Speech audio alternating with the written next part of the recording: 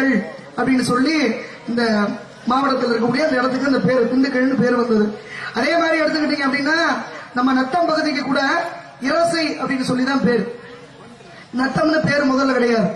அப்ப இரசை அப்படின்னு பேரோடு இருந்தது.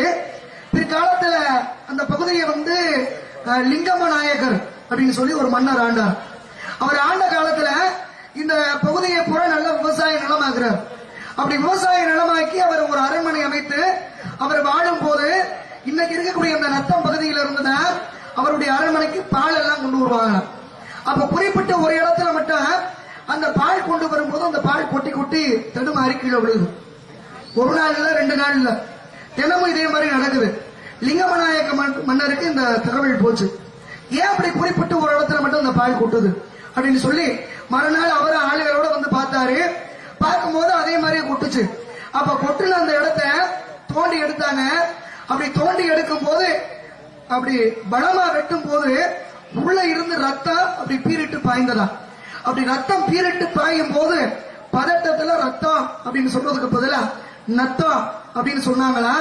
அதனாலதான் இருசை அப்படின்ற பெயரோடு இருந்த அந்த ஊர் பகுதிக்கு நத்தம் அப்படின்னு சொல்லி பேர் வந்தது. அப்ப அந்த ரத்தம் பீரிட்டு அடித்த பிறகு உள்ள இருந்து ஒரு அம்மனுடைய சிலை எடுத்தாங்க. அப்ப அந்த சிலையை எடுக்கும் போது திடீர்னு பார்த்தா மழை பெய்தனா.